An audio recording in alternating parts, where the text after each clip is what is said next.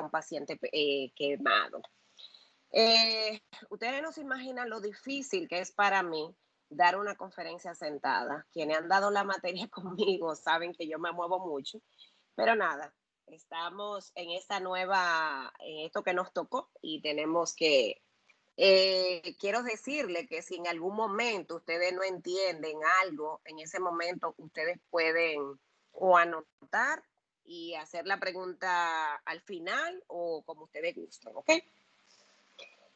Vamos a hablar de quemaduras. Las quemaduras, si vamos a definirla en sentido general, porque cuando hablamos de quemaduras, de repente nosotros pudiésemos pensar que solamente es quemadura cuando se le derrama agua a un bebé, cuando hay un fuego en el hogar, pero las quemaduras que nosotros vamos a abordar en la tarde de hoy incluye diferentes tipos y vamos a irle detallando poquito a poquito.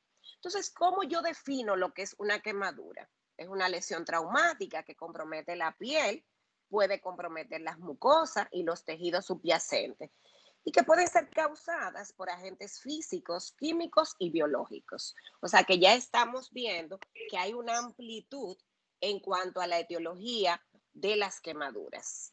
Hablando un poquito de epidemiología, cuando yo les digo que es una lesión traumática, cuando hablamos de quemaduras en pediatría, lo incluimos en el acápite de traumatismos o accidentes, ¿no?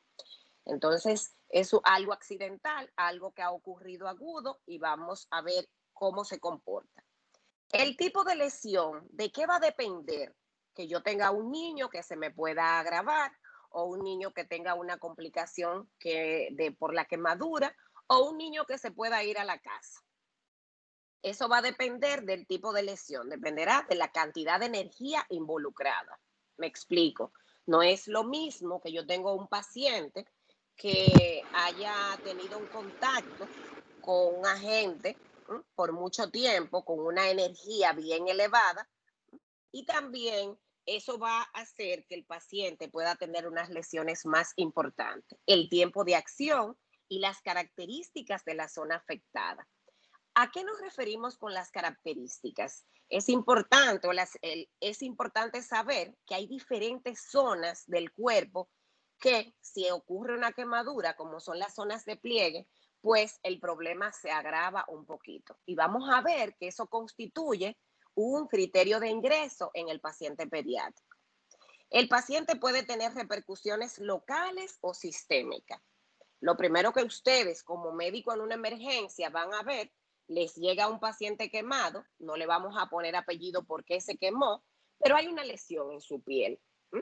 Eso es lo primero que nosotros vamos a ver. Sin embargo, si eso va a tener envergadura posterior y va a hacer que esa lesión local, dependiendo de esa respuesta del organismo, vamos a tener lesiones sistémicas. O sea, ¿qué quiero decirle con esto? Bueno, que yo no me puedo nada más pensar que el paciente que se me quema, el problema que yo voy a tener es única y exclusivamente de la piel o de la mucosa o del tejido subyacente. O sea, ya yo puedo tener una complicación un poquito más grave y tener una afectación sistémica. Los daños derivados de las quemaduras representan la tercera causa de hospitalización. Fíjense bien, o sea, estamos hablando que a nivel pediátrico las quemaduras son la tercera causa más frecuente de ingreso en el paciente pediátrico. Entonces, ¿qué nos dice eso a nosotros? Bueno, que nosotros tenemos que conocer, que nosotros debemos de conocer los diferentes tipos de quemadura, pero más aún, tenemos que saber qué lesiones van a ocurrir y cómo yo debo de manejar esas lesiones. Es considerado un trauma prevenible en niños, ¿no? Déjenme decirle que las quemaduras son consideradas accidentes, como les decía. Y las quemaduras, o sea, ningún papá, a menos que no lo haga de forma voluntaria, que puede ocurrir, pero ningún padre quisiera que su hijo se quemara. Sin embargo, las quemaduras, conjuntamente con las intoxicaciones y los traumatismos ocurridos en el hogar, sobre todo en menores de 5 años, se considera una negligencia. Y la negligencia es un maltrato involuntario. Entonces, tenemos que tener eso bien claro, porque cuando vamos a decir qué yo voy a hacer como médico para que esto no vuelva a ocurrir, entonces lo vamos a ver al final.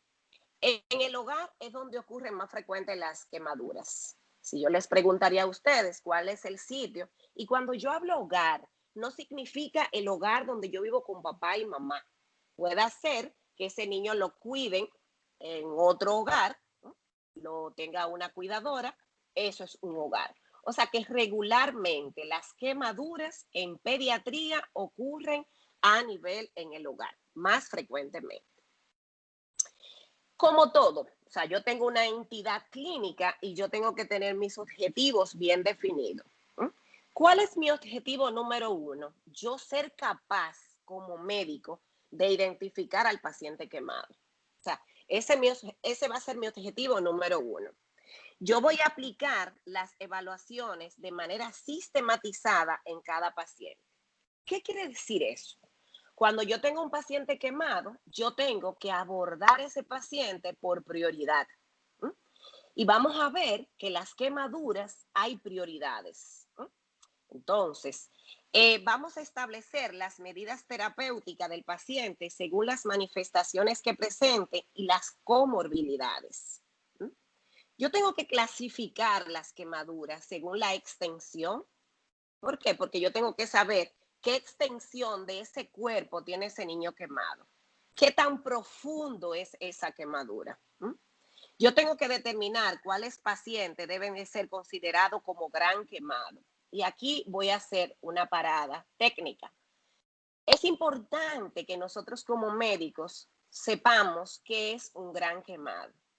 Porque a mí me puede llegar un paciente con una quemadura menor de un 20%, ¿no? Menor de un 15%, y yo digo, si es una quemadura, pero no es una quemadura, no es un gran quemado. Tengo que establecer los criterios de ingreso de ese paciente. O sea, yo tengo que tener claramente cuáles pacientes yo voy a ingresar. Y de repente ustedes pudiesen tener como concepto general que los pacientes que ustedes van a ingresar son los pacientes que tienen quemaduras graves. Sí, eso se ingresan. Pero hay pacientes que tienen quemaduras mínimas que también se ingresan. Y cuando hablemos de los criterios de ingreso, vamos a ver por qué. Vamos a abordar de manera oportuna al paciente con quemaduras inhalatorias. ¿Mm? Entonces, cuando yo les decía a ustedes que existen diferentes tipos de quemaduras, vamos a detallar en cada una de esto de manera clara, precisa, qué tenemos nosotros como médico en una emergencia que hacer. Pero antes de llegar a cómo yo voy a tratar al paciente, yo tengo que reconocer. Y hay algunas cositas que son muy teóricas, pero tenemos que saber. Etiológicamente, ya lo hemos dicho, etiológicamente, la quemadura puede ser por agentes físicos, ¿sí? Como calor, metal caliente, líquidos calientes, vapores. Nosotros en pediatría regularmente la que más vemos son las quemaduras por agua caliente o por llama, ¿sí? Producto de un fuego, ¿verdad? Puede ser por frío, o sea, que yo puedo tener un niño quemado tanto por frío como por calor. Puede ser quemaduras eléctricas, que esta constituye una de las quemaduras más importantes en pediatría. Y la por radiación. ¿Cuáles son las de radiación? La que ustedes han escuchado en algún momento, a tal persona le cayó un rayo. Entonces, eso produce un contacto, esa energía, un calor, y ahí vienen las consecuencias que también son mortales. En la última, no sé si vieron en la noticia, que en la última tormenta que tuvimos, hubo un rayo en el este a una persona y murió la persona y el caballo.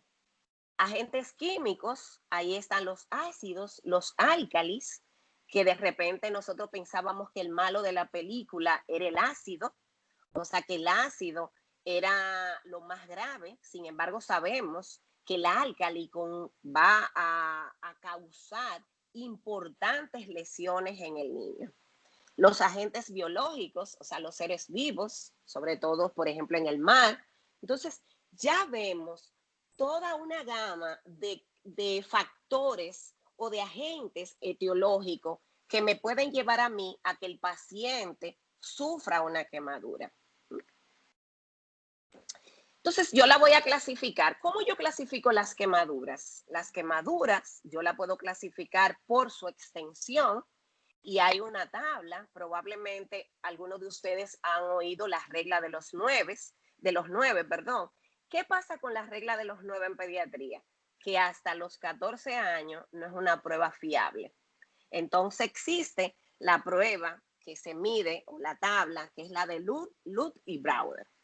Está por la profundidad de la quemadura. ¿A qué yo me refiero con eso? Bueno, ¿qué tan profundo es? ¿Me llegó solamente al epidermis? ¿Me llega a la dermis? ¿Qué está ocurriendo? Y ahí yo la voy a clasificar en primer grado, en segundo grado superficial, hay un segundo grado profundo y en tercer grado. Y ya se está hablando de un cuarto grado. Y también podemos clasificar las quemaduras según la localización anatómicamente hablando. ¿Ok? Esto es una tablita, no se asusten con tantas letras. Sin embargo, yo quiero que le pongan sumamente atención a algunas cosas que vamos a puntualizar. Y yo quiero que vean más la parte del pronóstico, porque yo le quise traer esto. Bueno, yo tengo una clasificación que es una quemadura tipo A, que también es de primer grado. Ahí la localización, la denominación está en la epidermis y el nivel histológico que afecta es la epidermis. Pero que yo quiero que ustedes sepan que si a ustedes les llega un paciente que está categorizado como este tipo de quemadura, entonces ese paciente, el pronóstico no va a necesitar injerto, obvio. Debe de curar espontáneamente en 7 días y sobre todo no me deja secuelas. O sea, ya tú como médico le vas a explicar a los padres con seguridad, este paciente tiene una quemadura de primer grado, este paciente solamente tiene afectado una parte, no tenemos que darle tanto detalles, pero sí explicarle a los padres que esa quemadura debe de curar espontáneamente en 7 días y que no le va a dejar secuelas. Y es sumamente importante que nosotros recalquemos eso en en los cuidadores o los padres o los tutores. Ya yo tengo una tipo ABA, que aquí es de segundo grado superficial. Ya aquí me va a afectar, es una dérmica superficial. Y a nivel histológico, ¿cuáles son los tejidos que van a estar afectados? La epidermis y la dermis. Aquí debería de cicatrizar espontáneamente en 15 días. Fíjense que estamos de 7 en 7, o sea, en una semana y ya en 2 semanas. Con secuelas estéticas. ¿A qué se refiere? Tú tienes que explicarle a los papás que le puede dejar alguna cicatrización. Y si se complica, puede profundizarse. Y aquí es sumamente importante que el médico tenga esto claro, para que le diga a los padres cuáles son esas medidas que ellos van a tomar. De repente tú le puedes decir, mire, usted va a venir aquí tales días, y explicarle que si ellos no llevan de manera sistemática las orientaciones del médico, pudiese complicarse. Está la tipo AB, que es un segundo grado profundo. Aquí hay una denominación dérmica profunda y aquí me afecta la epidermis, la dermis papilar y reticular sin afectar ya planos profundos. Pero ya en el pronóstico se me va agravando. Habitualmente termina en injerto. Fíjense que las dos primeras, solamente la segunda duraba 15 días. Y podría complicarse y dejar secuelas. Mientras que aquí ya sí se habla que habitualmente termina en injerto con secuelas estéticas y o funcionales. Puede requerir escarectomía, eso es cuando tú tienes una quemadura de gran envergadura, sobre todo cuando son circulares. En las quemaduras hay edema y eso puede hacer un síndrome de compartimento y el paciente puede tener graves consecuencias. En la tipo B, que es la de tercer grado, aquí hay un espesor total y aquí ocurre afectación epidermis, dermis, hipodermis, pudiendo llegar inclusive hasta un plano profundo. Y aquí requiere una escarectomía y precoz e injerto. Miren, señores, cuando se habla de las manifestaciones clínicas de las quemaduras, hablamos del dolor. Y la mayoría de los textos te dicen, las quemaduras de tercer grado no duelen. Pero ¿qué es lo que pasa? Sobre todo los pacientes que nos llegan a nosotros a emergencia en pediatría. Bueno, que el paciente que tiene quemadura de tercer grado probablemente tenga también en otras áreas anatómicas quemadura de segundo grado. Por lo tanto, el dolor es algo a tomar muy en cuenta en el abordaje del paciente pediátrico en una emergencia. Aquí yo les traje algunas fotos. Me faltó traerle una foto de la de primero, que es la que ustedes ven, que son las quemaduras que nos hacemos cuando nos vamos a la playa, porque nos queremos broncear. Y si se fijan, la cura es espontánea. Miren aquí una quemadura superficial, eritematosa y conflictemas. Eso es una parte importante. Si tiene o no tiene ampollas. Las ampollas nunca se retiran. O sea, la medicina va evolucionando. Anteriormente se nos decía que teníamos que quitarla. Hoy en día dicen que si están íntegras, ese tiene un aporte proteico alto y que eso puede más ayudar el tú dejarla que el quitarla. Ahora bien, si tú tienes algunas ampollas en una quemadura sucia alrededor, entonces tú valoras que tienes que hacer el desbridamiento. Fíjense las quemaduras intermedias, superficial y profunda, y una quemadura profunda, la última. Fíjense cómo la piel les va a llegar a ustedes, esos pacientes. ¿Ok? Entonces, esta es la gráfica que yo les decía. Recuérdense que nosotros no podemos utilizar la tabla de los 9 o la regla de los 9 hasta que el niño no cumpla los 14 años. Y pediatría incluye desde que el bebé nace hasta los 18 años. Entonces hay que tomar en cuenta. Esto es gráfico. Yo no pretendo que ustedes lo memoricen. De hecho, nosotros lo tenemos en todas las emergencias de los hospitales.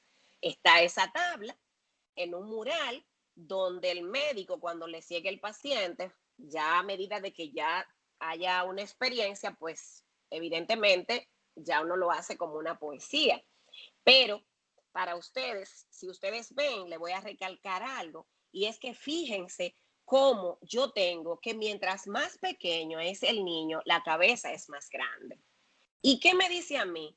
Que la cabeza entera constituye un 19%. Si vemos el niño que tiene 15 años o más, ya es 9. ¿Lo ven? Entonces fíjense cómo va bajando. Entonces, ¿cómo yo utilizo esta tabla? Yo tomo una hoja, yo voy evaluando a mi paciente al examen físico y yo voy anotando. Bueno, en la cabeza completa, si el niño tiene menos de un año, es 19. Entonces yo digo, mira, lo que me tiene es la hemicara y es nada más en la parte anterior. Entonces yo de ese 19 le voy a poner un porcentaje. Y ahí yo voy a ir sumando. Cuando ya yo haya examinado a mi paciente desde la cabecita hasta los pies, entonces yo voy a obtener el porcentaje. Y eso es lo que dice tanto por ciento de superficie corporal quemada. Y es sumamente importante. ¿Por qué? Porque dependiendo la superficie corporal quemada, vamos a manejar al paciente. No se me asusten con esto. Aquí yo les traje más o menos un flujograma y lo vamos a ver, lo vamos a dividir en dos para que les sea más fácil a ustedes. Yo tengo la injuria térmica, o sea, yo tengo al paciente quemado. ¿A qué me lleva eso? Bueno, lo que yo tengo, lo más que tiene el cuerpo es la piel. Entonces eso me lleva a una pérdida de la barrera cutánea. O sea, me quemé, tengo una afectación de la piel y eso conlleva a que yo tenga ya esa barrera se me perdió. Eso conlleva a una respuesta hipermetabólica, ¿sí?, que puede llevarme a paciente a desnutrición o a un catabolismo proteico aumentado. Y eso me puede llevar a ustedes a ¿qué? A una falla multiorgánica. Esa barrera que se pierde hace que ese paciente esté menos protegido. Esos cambios que ocurren me llevan al paciente a inmunocompromiso, a inmunodepresión. ¿Qué significa eso? Su respuesta inmunológica o inmunitaria va a ser deficiente. Eso conlleva a que haya una infección, porque si mi organismo no es capaz de responder adecuadamente, me puede llevar a infección, eso me lleva a sepsis y vuelve otra vez al fallo multiorgánico, que si no se corrige termina con la muerte. Es importante resaltar que si a ustedes, ustedes van al Robert Rick Cabral, que es el centro hospitalario donde yo laboro, nosotros regularmente, por ser un hospital que recibe pacientes de todas las patologías, o sea, nosotros no somos un centro de quemados únicamente. Nosotros le ponemos antibióticos. Pero si ustedes revisan las últimas guías, en centro de quemado, donde se estandarice todo, de primera intención, ellos no manejan antibióticos. Pero eso es con todo, como quien dice, hay que irse al adelante. Hago esta observación por si en algún momento en alguna literatura encuentren, no crean que. Entonces, la otra parte, yo tengo una injuria térmica. Aquí era que la piel se me quitaba, por así decirlo. Y eso conllevaba a una respuesta hipermetabólica y también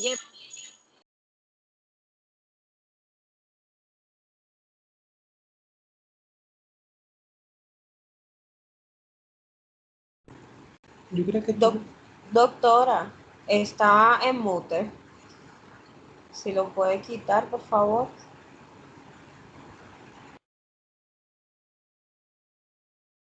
tal vez está hablando por teléfono. Doctora, te mute.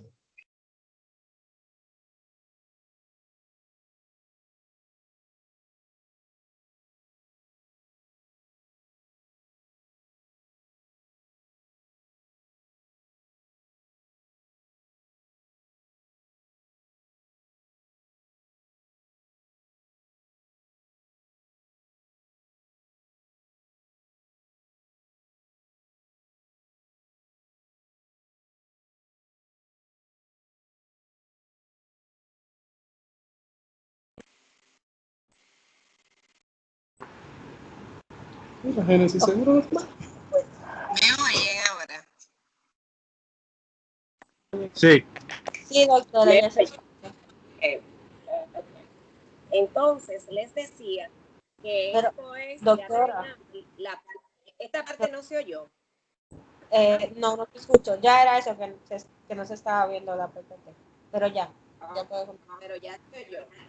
Sí, Esta ya. parte pero lograron entenderla, o sea, la escucharon porque no sabía que estaba silenciado. No se escucha. Esa parte de post-quemadura no se escuchó. Bueno, pues vamos a hacerlo. Yo les decía que yo tengo una quemadura, yo tengo una injuria térmica y la vamos a ver en mitad. Yo tengo pérdida en la barrera cutánea, o sea, yo me quemo, pierdo esa parte de mi piel y eso me lleva a varias afectaciones.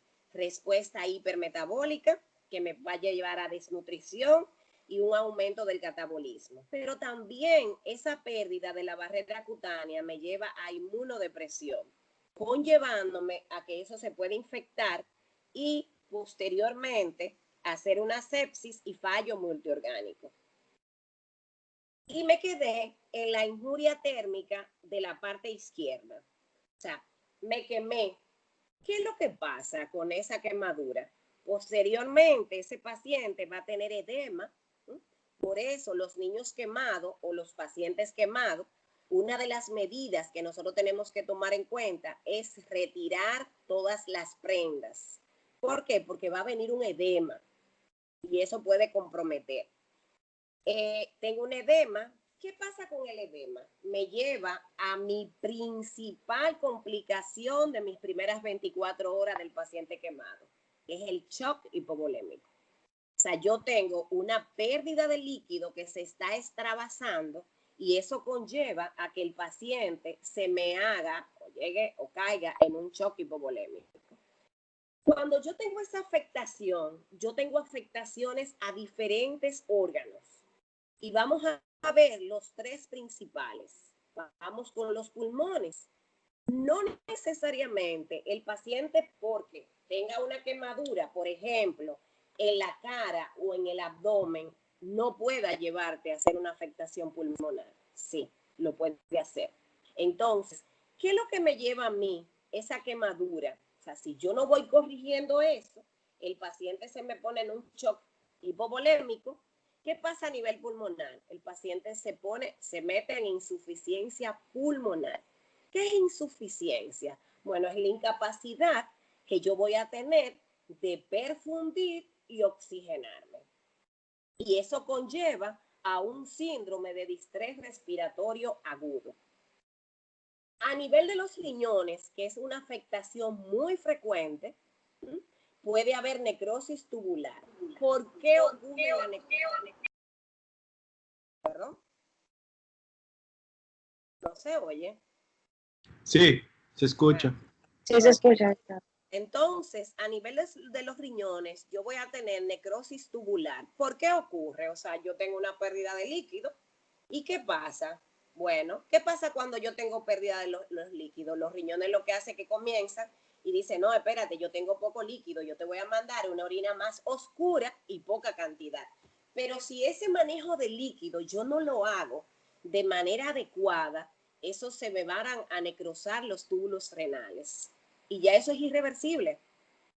¿Y cómo yo mando a ese paciente a la casa? Con una secuela que es la insuficiencia renal.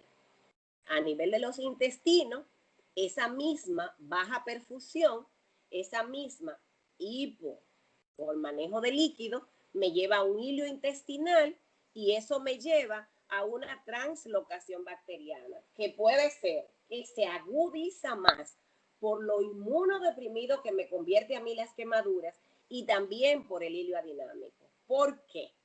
¿Qué es el hilio? Clínicamente, ¿cómo ustedes van a ver esos pacientes? Esos pacientes lo que van a tener es distensión abdominal, va a tener, cuando tú lo auscultas, tiene una disminución o una ausencia de la peristalsis. ¿Qué me dice a mí eso? Bueno, que esos movimientos peristálticos están detenidos.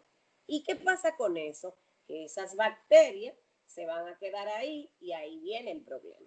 O sea, fíjense que es simple. O sea, yo tengo por un lado una quemadura que me va a causar a mi lesión cutánea y con eso va a conllevar a que mi organismo tenga que trabajar más, se meta en un estado hipercatabólico, va a aumentar. Y por otro lado, yo tengo una pérdida de líquido que me puede afectar estos tres órganos sumamente importantes. Entonces, aquí yo tengo un daño, es más o menos lo mismo. Yo tengo la quemadura, tengo daño por calor, tengo daño de la microvasculatura, tengo la reacción local, que es el edema. Hay un aumento de la permeabilidad vascular, lo que le explicaba. Hay edema intersticial y celular, y eso conlleva un shock. Que si yo no lo manejo, se me mete en una hipoxia tisular. O sea, si ustedes se fijan, es lo mismo. ¿Y qué yo tengo? Yo tengo mi reacción local. O sea, me llegó el agua, me quemó, reaccioné. Hay una liberación de sustancias de reacción inflamatoria. Eso conlleva trombosis. Hay una vasoconstricción y agregación plaquetaria. Y todo eso me puede llevar a que el paciente fallezca. Lo importante no es que ustedes memoricen esta parte, sino que ustedes sepan que hay unas prioridades en el manejo del paciente quemado. Entonces, vamos con las quemaduras químicas. Las quemaduras pueden ser, como yo les decía al principio, por álcalis, por ácidos y por compuestos orgánicos. Entonces, ¿cuáles álcalis nosotros conocemos?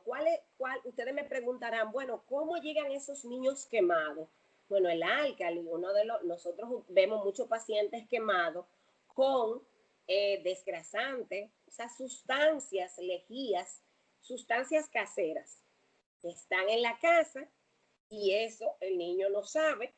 El niño aprende mucho por lo visual. El niño ve que eso está en un envase con un colorido muy vivo y quiere tomar eso. Comienza a manipularlo. A veces nos llegan mucho estos niños con incluso intoxicaciones por cáusticos. Y las quemaduras básicamente las hacen a nivel de la parte de la boca, esófago. Entonces hay que ver esa parte. Los ácidos, entonces ustedes dirán, bueno, si yo comienzo a pensar que epidemiológicamente las quemaduras más frecuentes ocurren en el hogar, ustedes dirán, bueno, pero ¿cómo les llegó? Por eso yo les decía a ustedes que las quemaduras en sentido general se consideran una negligencia, porque se supone que un niño pequeño debe de estar supervisado por un adulto. Ya cuando ocurren en niños más grandes, por cuestión de curiosidad, pero aún así debe de estar supervisado. Cuando es por intento autolítico, o sea, el paciente que sabe qué está haciendo y que se quiere hacer daño a sí mismo. Entonces, nosotros tuvimos un paciente casualmente de 14 años, adoptado, que llegó anoche al hospital y él ingirió lejía. Ya ese paciente tiene doble envergadura. O sea, la parte orgánica que esa sustancia está provocando, pero aparte de eso, repercute que ese niño lo hizo intencional. Y por eso ustedes ven que esos pacientes no deben de irse del centro porque tienen que verlo salud mental. O sea, fíjense cómo una cosa puede conllevar a la otra. Están los compuestos orgánicos, ¿no? Y pueden ser, por ejemplo, sustancias que se utilicen, por ejemplo, para fumigar, sustancias que se utilicen para, están las partes de limpiavidrios y eso. ¿Qué factores determinan la gravedad en una quemadura química? En esas quemaduras químicas, cuando yo les decía los objetivos que yo tengo que ver, de qué tan grave es la gente, y es tan grave el ácido como el álcali. O sea, depende mucho de la agente causante de esas quemaduras, la concentración. Ustedes dirán, bueno, ¿cómo así? Bueno, mientras más concentrado esté, yo siempre hago un chiste cuando hablo de intoxicación, que como el dominicano le gusta mucho, como darle una bautizadita, echarle, diluir mucho las cosas, tenemos ese factor protector, un chiste medio sangrón, pero la concentración de la sustancia va a determinar mucho la gravedad de esa sustancia, de esa afectación química, el volumen, o sea, la cantidad, la duración del contacto. Y volvemos otra vez al inicio de esta exposición. O sea, nosotros decíamos que la quemadura, que las secuelas, que las complicaciones de las quemaduras dependía, primero, había factores de qué tanto tiempo yo tuviera. Aquí volvemos a lo mismo. Y ustedes dirán, bueno, pero no estamos hablando de fuego, no estamos hablando de una corriente, no, pero estamos hablando de un agente químico. Y a veces nosotros encontramos al niño, sobre todo un niño que no sabe hablar, lo encontramos que le ha puesto la mano o lo vemos que puede estar en la carita y no nos detenemos a examinar a ese paciente rápidamente y eso puede conllevar a que esa quemadura química pueda ser grave. Me explico. Muchas veces estos niños están jugando con un desgrasante, se lo llevan a la boca, pero ¿qué pasa? Es una sustancia muy irritable. y el niño la puede tirar. Si nosotros no nos acostumbramos como buen médico a hacer un examen físico completo que involucre cabeza hasta los piecitos, puede haber áreas donde ese agente químico esté y nosotros no nos demos cuenta. Entonces, es importante que el médico sepa la duración del contacto. La mamá no les va a decir a ustedes, mire doctora, duró 1 hora y 2 minutos. Y yo no pretendo que ustedes sean tan específicos en diciéndome eso. Yo lo que sí quiero es que ustedes sepan que la gravedad depende de qué tanto tiempo dure ese paciente con eso. Y que lo que a mí me corresponde como médico es ver del niño detalladamente y no pensar que solamente el niño pueda tener una lesión en la carita porque es lo que se está viendo. ¿Ok? ¿Qué pasa? ¿Cómo yo voy a abordar a este paciente? ¿Cuál es mi papel? Ya estamos en la emergencia. ¿Cuál es el papel del médico en la emergencia cuando les llega esa quemadura química? Que decíamos que el objetivo principal era determinar la quemadura. Y dentro de los objetivos decíamos la gravedad. Si ya yo sé que hay factores que determinan la gravedad, yo tengo que actuar. Primero, yo voy a hacer el examen físico completo a mi paciente. Voy a descartar no solamente que yo estoy viendo que es en la cara, que es en las manitos, yo voy a hacer mi examen físico completo. Y yo tengo que remover la ropa. Yo tengo que quitar esa ropa del niño, porque esa ropa puede estar salpicada. Esa ropa puede estar impregnada de esa sustancia química que me le está causando esa quemadura. Cepillar en seco la piel si el agente es en polvo. Oigan bien, o sea, nosotros tenemos que saber, no saber como todo químico, que esta sustancia no, saber la característica. Y por eso hay que preguntarle a los papás cómo era. O sea, hay de esas sustancias que vienen en polvo y eso se disuelve. Hay otro que viene en líquido, muy concentrado. Si a ustedes les llega un paciente que lo que tiene es una sustancia en la piel y es seca, hay que tomar en cuenta que hay que cepillar en seco la piel. Oigan bien, en seco la piel. Si el agente es en polvo y luego usted va a irrigar y ustedes dirán, y yo voy a estar en una emergencia para estar bañando muchachos, eso es vital. El pronóstico de esa quemadura química va a depender de qué tan rápido, primero yo lo identifico y segundo, cómo yo lo trato. El médico de emergencia como objetivo general debe entregar un niño sano y lo menos secuelado posible. O un niño vivo, porque ustedes me dicen sano, bueno, un niño vivo y lo menos secuelado posible. Entonces, las secuelas yo las voy a evitar en las quemaduras químicas con ese accionar. Identifico, desnudo mi paciente, voy a ver otras áreas del cuerpo que puedan estar afectadas.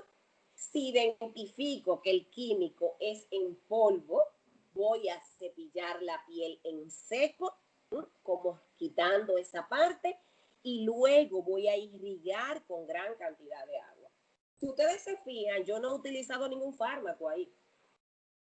O sea, ahí no hay fármaco, porque esas medidas son salvatorias.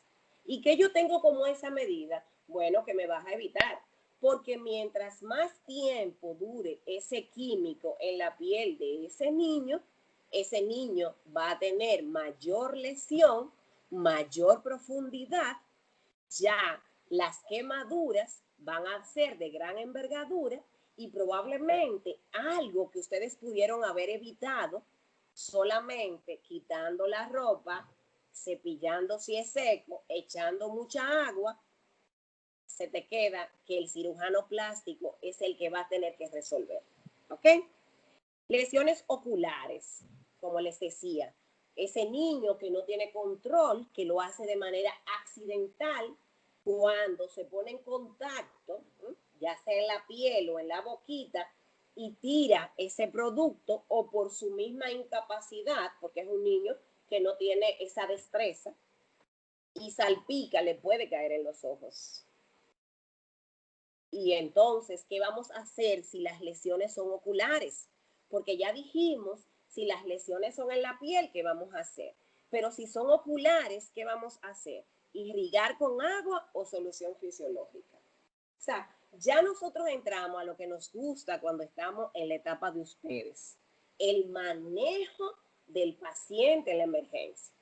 Fuera más apasionado si ya comenzáramos a hablar de intubación, si comenzáramos a hablar de medicamentos, pero recuérdense que en medicina vamos priorizando y hay medidas generales que son más importantes que una farmacológica.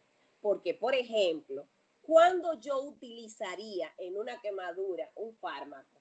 Bueno, cuando yo lo dejé mucho tiempo, yo no lo identifiqué, se me dañó el tejido, el paciente hizo un etapa de hipermetabolismo o el paciente se infectó, perdió, hizo necrosis y ese paciente tú se lo entregaste a la mamá con un miembro menos. ¿Por qué? Porque no hicimos lo que correctamente teníamos que hacer de manera pautada. En las quemaduras eléctricas, yo les decía que estas son una de las quemaduras más graves en pediatría, que no se les olvide. Ahora bien, yo tengo que hacer una observación en las quemaduras eléctricas y es que nosotros tenemos que saber diferenciar qué es una quemadura eléctrica a qué es un corrientazo. En algún momento, algunos de ustedes han tratado de desconectar algo y han sentido un corrientazo. Eso no es quemadura eléctrica. ¿Ok? Entonces, si vamos a hacer una descripción general de las quemaduras, es una lesión producida por la electricidad, es el resultado de la conversión de la energía eléctrica en calor. O sea, me explico. Yo voy a la nevera, yo voy a desconectar la nevera y ahí sufro una quemadura eléctrica.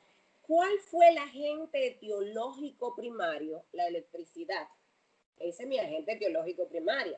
Ese fue el que vino a enredarme. Pero eso produjo, se convirtió, y eso produjo la energía eléctrica y consecuentemente me causó el calor y ahí viene mi quemadura. En la región anatómica, o sea, ¿cómo ustedes van a ver? Antes de hablar de la región anatómica, tengo que decirles que las quemaduras eléctricas que nosotros vemos regularmente o más frecuentemente en pediatría va a depender de las edades. En los chiquitos, ustedes saben que cuando comienzan a gatear y a caminar, comienzan a quitar los conectores eléctricos. Y como todos se lo llevan a la boca, pueden morderlo.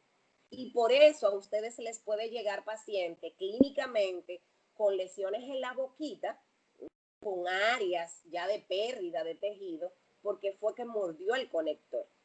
En los niños ya más grandes, lo que más frecuentemente vemos son las quemaduras y estas ocurren muchas veces fuera del hogar. Y ocurren cuando comienzan, sobre todo en nuestro país, a volar chichigua. Comienzan a volar chichigua y entonces nosotros tenemos un tendido eléctrico que ustedes saben, la chichigua se le queda y el niño coge un palo o trata de despegarlo y ahí viene. Otras veces ocurren fuera también del hogar por un tendido eléctrico mal puesto, el niño está jugando y se pone en contacto. Entonces, ¿qué región anatómica? ¿Cómo les va a llegar ese paciente a ustedes en una emergencia con una quemadura eléctrica? Primero, las manos y las muñecas son las puertas de entradas más comunes. ¿Qué es eso? Yo les decía que no es que ustedes tengan un corrientazo. O sea, para nosotros hablar de quemadura, yo tengo que tener una entrada y una salida. Regularmente, las puertas de entrada más frecuentes, anatómicamente hablando, en las quemaduras eléctricas son las manos y la muñeca. Y la puerta de salida, los pies. Entonces, tienen siempre que chequear su paciente. Quiero decirle una observación y es que, a diferencia de las quemaduras por llama, por quemaduras químicas, por quemaduras por agua caliente, que es una de las más frecuentes en pediatría, Aquí, las quemaduras, yo les decía que la clasificábamos por la extensión y por la profundidad. ¿Qué pasa? Las quemaduras eléctricas no va directamente proporcional. O sea, lo que tú ves, yo puedo encontrar a un niño, me llega, la mamá me la lleva a la emergencia y me dice, mire doctora, él estaba conectando la nevera y el niño tiene una puerta de entrada en su manito y una puerta de salida en su pie. Por más pequeña que la veamos, eso no es directamente proporcional al daño interno que el niño pueda tener. ¿Por qué? Porque esa corriente nosotros internamente no sabemos qué hizo por ahí adentro. Entonces, siempre las quemaduras eléctricas se consideran de tercer grado. Entonces, es sumamente importante. La afectación, los nervios tienen menos resistencia al paso de las corrientes, mientras que los huesos tienen una alta resistencia. Pero, ¿qué pasa? ¿Qué efecto me va a causar eso? El paso de la corriente va a producir una electroporación que conlleva a muerte celular en poco tiempo. Miren, señores, ¿por qué las quemaduras eléctricas constituyen una de las quemaduras más graves en pediatría? Porque las quemaduras eléctricas como efecto causa mucho trastorno del ritmo. Y es una de las causas más frecuentes como causa de paro primario en pediatría. Por eso, dentro de lo que nosotros debemos de hacerle a ese paciente, debe hacerse un electro. Y ese paciente debe de manejarse en terapia intensiva. Nosotros no podemos minimizar por lo que vemos físicamente que el paciente no tenga una afectación. Entonces, el tipo de lesión, una quemadura cutánea, sin lesión de los tejidos profundos o una quemadura cutánea con afectación de los tejidos. O sea, va a depender mucho. Depende mucho de la corriente. O sea, no es lo mismo una corriente de bajo voltaje a una corriente de alto voltaje. Entonces, ¿cómo yo voy a manejar? Ya tenemos, identificamos. Ya sabemos que las quemaduras eléctricas, ese contacto me lleva a una energía eléctrica, esa energía eléctrica me lleva calor y me causa una quemadura. Ya sabemos que las quemaduras, la puerta de entrada principalmente son en las manos y la salida es por los pies, que es una de las quemaduras más graves y hay una electroporación. Entonces, en las quemaduras eléctricas, ¿cómo yo lo voy a tratar? Voy a establecer el tipo de lesión. O sea, yo tengo que preguntar a esos familiares cómo y dónde ocurrió. Ustedes dirán, ¿pero por qué? Bueno, es importante esa parte. ¿Por qué? Porque si es en la casa, o sea, tú sabes en la casa que si tiene el aire acondicionado, que ya no tienen esos conectores, por lo menos los modernos, pero en la casa tú no tienes un alto voltaje. Entonces es importante. Y ustedes dirán, ¿por qué estamos involucrando que si hay o no pérdida de la conciencia? Bueno, ¿qué es lo que pasa con las quemaduras? Cuando a un paciente se pone en contacto, viene y causa su efecto, dependiendo lo alto que sea esa parte de electricidad, puede causar caída, o sea, te tumba al paciente, te lo lleva lejos y ese paciente tiene algo sobreañadido. O sea, ya aparte de tener esa afectación eléctrica por lo que causó la electricidad interna y externamente, eso me conllevó a un trauma. Y el trauma, y ya yo tengo que manejar dos cosas. Ya yo tengo que manejar la quemadura eléctrica, que es de gran envergadura, y el traumatismo. Por eso es importante decirle a la mamá les puede decir a ustedes, mire doctor, lo tumbó y lo tumbó hasta tal sitio. Entonces hay que indagar. Pero aparte de indagar, nosotros tenemos que explorar a ese paciente. Ya no nos vamos a limitar a la puerta de entrada y la salida, no. Y que internamente eso no lo podemos, no. Yo tengo que explorar. ¿Por qué? Porque tengo que descartar si hay lesiones agregadas. ¿Cómo yo voy a manejar? Como todo. Yo tengo el ABCDE, que es una evaluación primaria. Yo tengo que manejar las vías aéreas.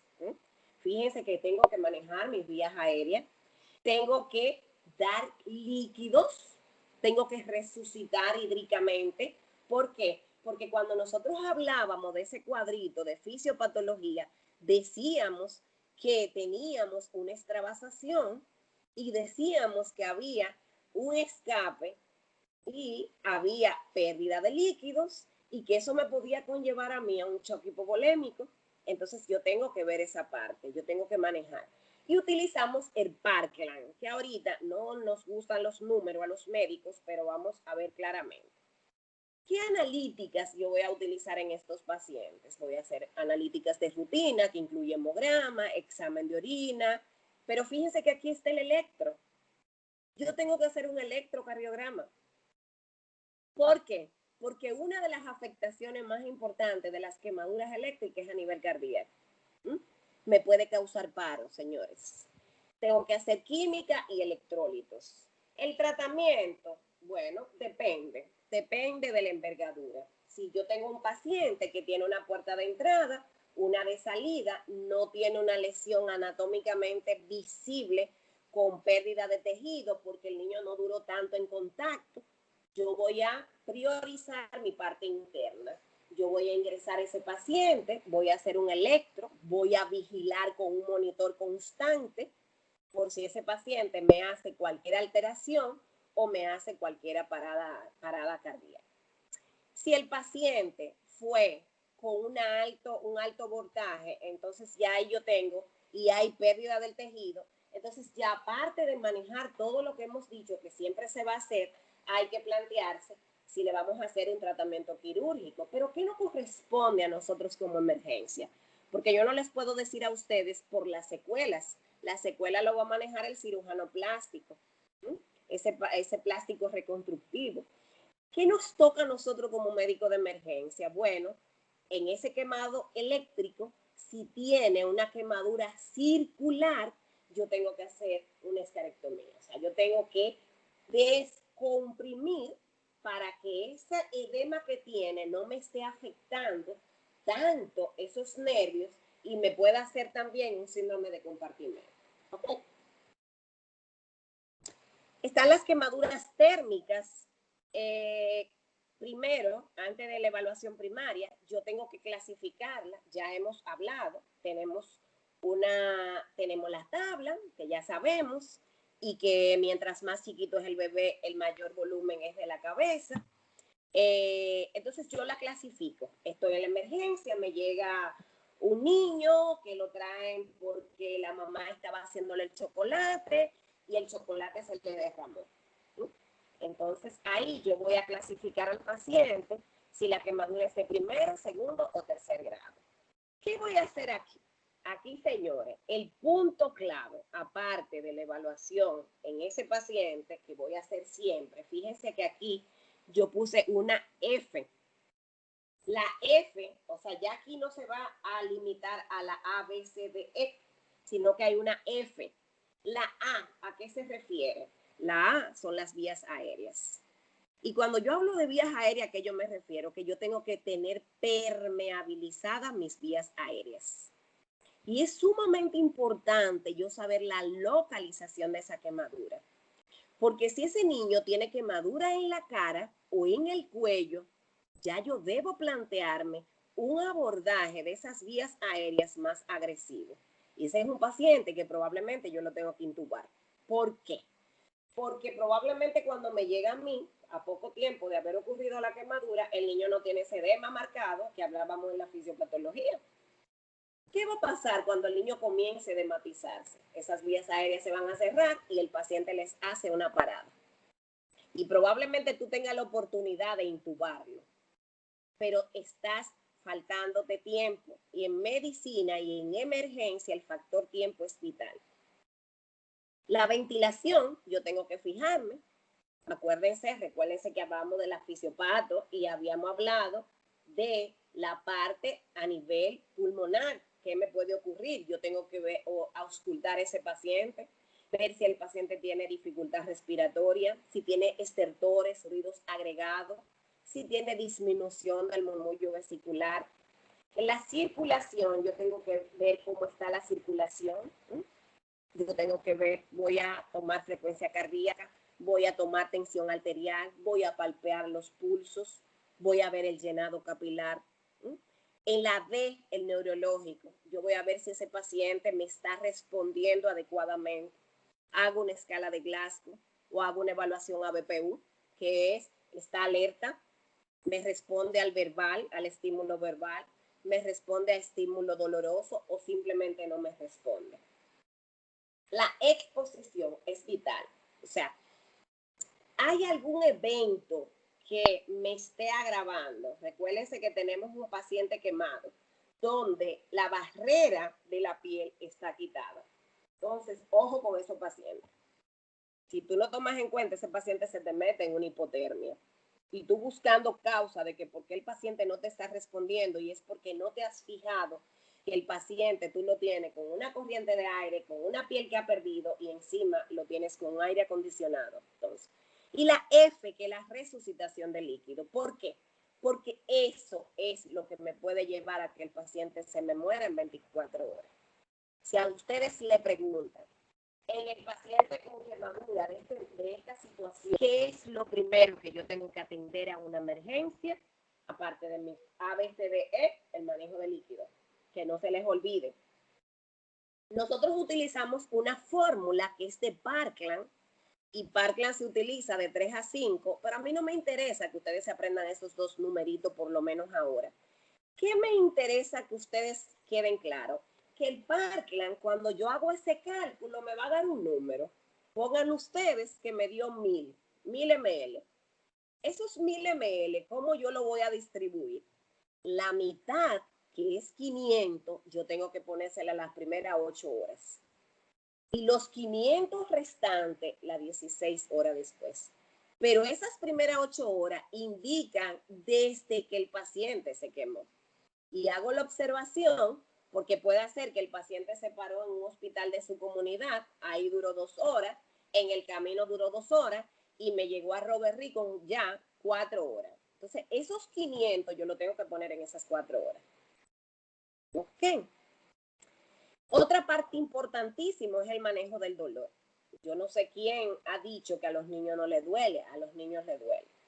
Y nosotros tenemos que tomar en cuenta que nos quemamos una punta de un dedo y estamos llorando, echando gritos. Imagínense ustedes, estos pobres pacientes que le cayó agua hervida y que tiene todo eso, ¿qué dolor tiene? Entonces, pero aquí no solamente para calmar el dolor desde que el paciente llega, es que también ese paciente va a ser limpiado, o sea, el paciente va a ser desbridado y yo necesito dar analgesia. Y yo puedo ir con analgésico dependiendo, porque si es una quemadura simple, con un simple ibuprofeno, acetaminofén o naproxeno, pues yo manejo. Pero si ya el paciente es de gran envergadura, entonces tengo que utilizar morfina, o sea, ya un poquito más profundo. El soporte nutricional, vital. Y fíjense que estoy dando respuesta al cuadrito que hacíamos. Teníamos un paciente que estaba hipermetabólico, que me podía llevar a una desnutrición. Entonces, ¿qué es lo que dicen los textos? Inicia la alimentación tan pronto sea posible. Y ustedes me dirán, bueno, y hasta en uno, no.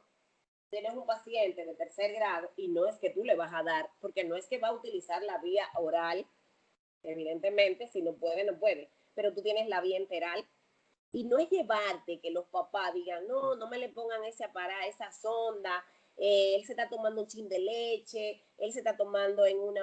No, no, es que tú tienes que írtele delante, porque eso no es una fiebrecita, eso es no es una gripe. O sea, yo tengo una afectación a nivel de las quemaduras que me puede traer envergadura si yo no me le voy adelante con la parte nutricional.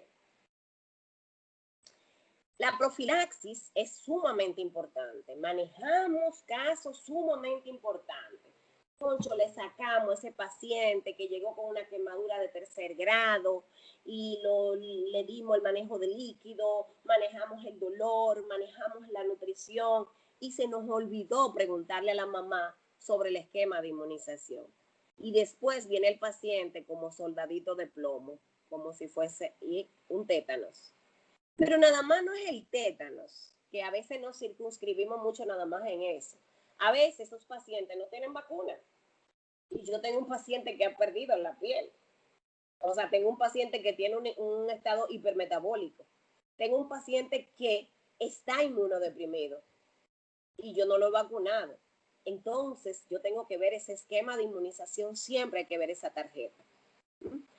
Con relación al tétanos, si ustedes están en la emergencia y los padres no están claros, ni se les hace fácil que les pueda llevar la tarjeta de vacunación, es preferible que usted actúe por exceso y no por defecto.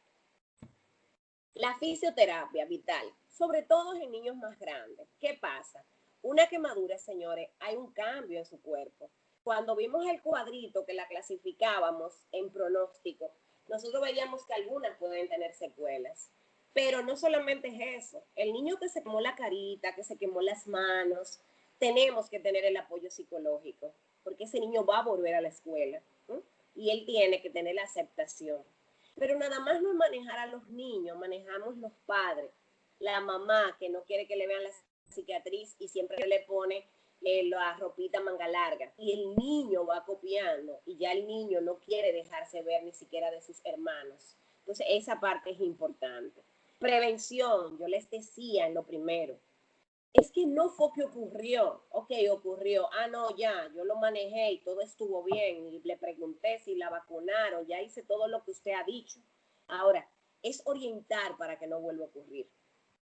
Porque yo les decía al principio que las quemaduras son negligencias, y las negligencias son maltratos infantiles involuntarios. A lo mejor la mamá lo hace por desconocimiento. A lo mejor la mamá minimiza que el muchachito pueda coger una silla, arrastrarlo, subirse a la meseta y voltear el chocolate. Pero ya uno como médico, cuando ese paciente ya se vaya, hay que explicarle que esos accidentes son prevenibles. Y cuando pusimos el primer slide decíamos eso, es que es algo que podemos prevenir. Y tú dices, bueno, pero ya ocurrió, sí, pero hay que evitarlo para próximos.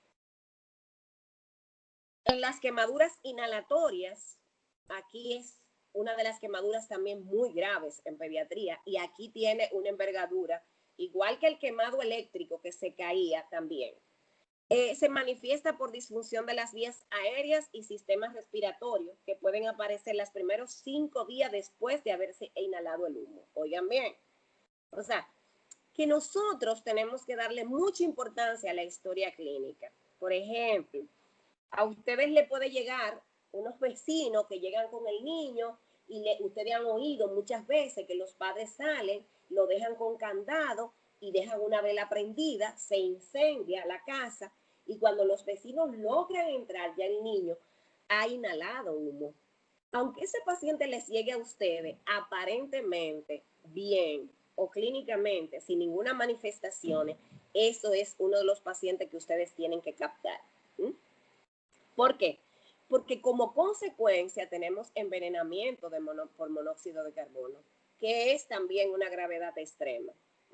Una lesión inhalatoria que puede ser por encima de la glotis, que es sumamente grave, o por debajo de la glotis. O sea, que las quemaduras a veces, si nosotros nos llevamos, bueno, es que a mí me dijeron que yo tengo que clasificar las quemaduras por profunda que está. Y esta muchachita llegó, estaba durmiendo, pero yo no le veo nada. Yo no le veo nada. Tremendo error. No le ves nada, pero es una quemadura. Fíjense que puede aparecer hasta 5 días después. Entonces hay que manejarlo. ¿Qué manifestaciones pueden estos niños tener? Van a tener manifestaciones por un aumento de la carboxihemoglobina. Hay una gran afinidad por la carboxi, y no me va a hacer oxihemoglobina. Este niño puede tener hipoxia con daño del parénquima. Y eso, hay una cosa que nos puede confundir. Y es que este paciente, señores, puede tener la piel rosadita. E incluso tú le puedes medir la saturación de oxígeno y tenerla bien. Porque tú no estás midiendo, porque lo que estás midiendo hay un aumento de la carboxihemoglobina. Entonces tienen que tomar eso en cuenta. Puede haber ulceraciones de las mucosas. El manejo inicial, ¿qué yo debo de poner? Mi ABCDE. Voy a poner oxígeno humidificado con máscara al 100%. Aquí se habla de oxígeno por cámara hiperbárica. Si yo tengo ese paciente con manifestaciones de estridor, tengo que valorar la intubación. Estos pacientitos también les pueden llegar a ustedes con la naricita como con mucosidades acarbonatadas, como si fuese carbón. Incluso cuando tosen, si son niños más grandes, pueden expectorar como secreciones. Entonces, ojo con eso. ¿Cuáles son los criterios de ingreso del paciente quemado en sentido general? Porque yo en una emergencia tengo que estar bien clara de cuándo yo voy a ingresar a un paciente quemado. Las quemaduras de espesor parcial con más de un 10% se quedan. Las quemaduras en áreas como cara, manos, piel, genitales, periné y articulaciones. En esas áreas de pliegues, esos pacientes aún no tengan hay que dejarlos. O sea, cuando a ustedes les digan quemaduras en áreas anatómicas especiales, se refieren a esos tipos de lesiones.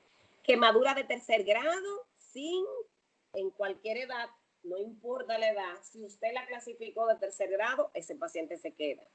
Quemadura por electricidad. Quemaduras por químicos, sobre todo si es una quemadura de gran envergadura, porque a veces los padres pueden estar cerca, el niño le cayó, le salpicó, pero cuando te llega la emergencia tú haces tus medidas y tú valoras y tú dices, mira, este paciente no, entonces hay que ver. Las quemaduras inhalatorias, las quemaduras en pacientes con comorbilidad. ¿Qué significa eso? Bueno, yo tengo un cardiópata, un niño que tiene un problema cardíaco y aparte de eso se quemó. O yo tengo un paciente que es falsémico y aparte de eso se quemó. Entonces hay que ver. Paciente con quemaduras y traumas concomitantes, está despegado, pero lo que les decía, por ejemplo, dos ejemplos vivientes de dos quemaduras graves, están las quemaduras eléctricas, donde la cantidad de electricidad me tiró al paciente y me causó un traumatismo que no necesariamente tiene que ser craneal, puede ser torácico, abdominal. Y las quemaduras inhalatorias que me llevan a una intoxicación por monóxido de carbono. Paciente con quemaduras y traumas concomitantes, el factor social. ¿A qué yo me refiero con eso? Bueno, ustedes ven un niño, ustedes lo mandan a curar, pero ya evaluaron al paciente, identificaron, clasificaron su quemadura y dijeron, no, mira, esta quemadura, le dieron para el dolor, lo mandaron a curar y de allá para acá ustedes ven que no es una quemadura de gran envergadura. Pero ¿qué pasa?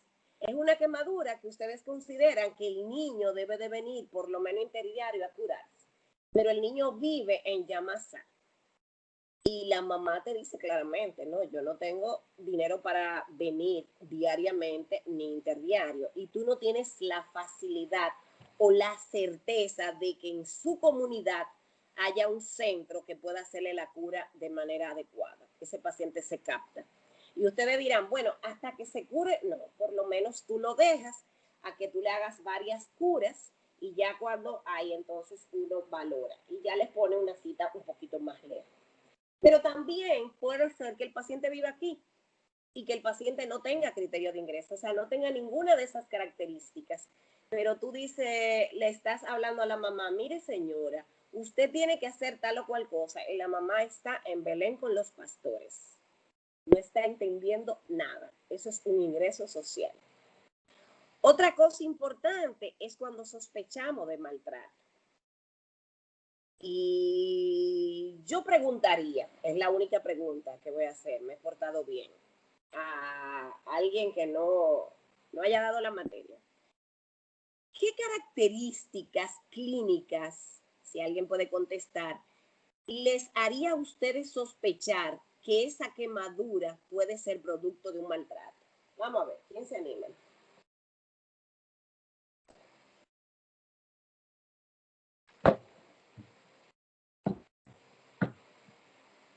Anímense, chicos. Vamos a ver, nadie lo está viendo, eso es lo bueno. Vamos a ver, alguien que se anima, que lo ayudamos. Vamos a ver. No tengan vergüenza. Buenas, ¿me oyen? Sí, te oímos. Dice características físicas. Ajá, que Dijo tú estás usted. en la emergencia y tú dices, mira, a mí me parece que este niño puede ser producto de un maltrato. Bueno, ¿Quién es Pablo? podrías. Ese es Juan Sí, Pablo. Ah, ok. sí. Tú ves, yo lo conozco hasta con la voz. Ok, vamos a ver. Bueno, podría ser primero si la quemadura es como bien dices, demasiado localizada, por ejemplo, la parte superior de la mano, porque normalmente cuando los niños se queman es en la palma porque están tocando algo. También por la misma actitud del niño o de los padres se puede ver que el niño se vea como asustado más que adolorido. Ok, muy bien, muy buena observación. ¿Quién más? ¿Y qué herramienta tiene tú, Juan Pablo? Por ejemplo, tú como médico sospecha que el paciente puede ser producto de un maltrato. ¿Qué herramienta tienes tú para tú darle más validez a eso? ¿Qué otra cosa te puede a ti orientar? Ya tú dijiste físicamente. ¿Qué otra cosa? Para tú ir sumando y tú decir, no, mira que yo tengo que ir a trabajo social porque este muchachito es producto de un maltrato. Bueno, ya ahí habría que, por ejemplo, tratar de hablar con el niño, pero si es posible sin los padres presentes. Pero honestamente yo no sabría qué preguntar. Ok. Bueno, para ayudarlo un poquito, está la historia clínica.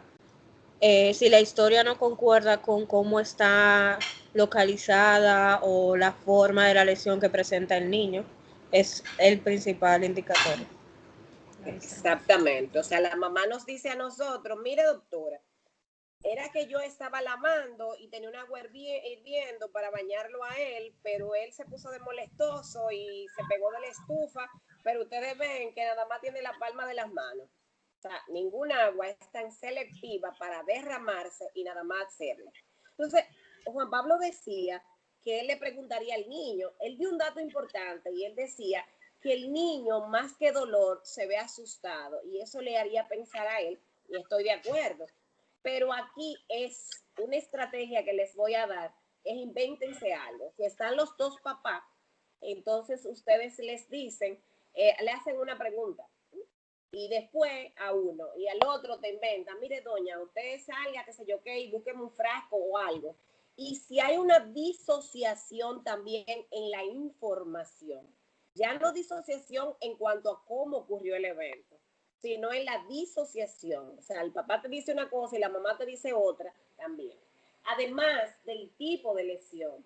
Por ejemplo, aquí se utilizaba, y todavía aparecen algunos, que si el niño toma lo ajeno, les quemaban las manitos. O sea, como una forma de castigo. También lo ponían encima en la nalguita también. Entonces también eso es importante. Pero existen las quemaduras circulares, que son quemaduras de cigarrillo. Entonces también eso hay que ver.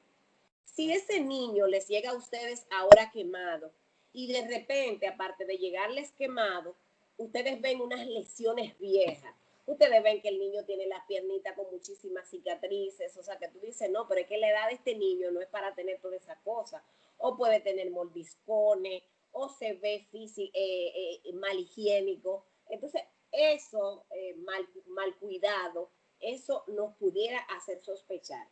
Y yo no les voy a poner a ustedes una historia policíaca, que sean ustedes que comiencen a investigar eso, pero sí que se den la oportunidad que las quemaduras pueden ser una expresión de un maltrato.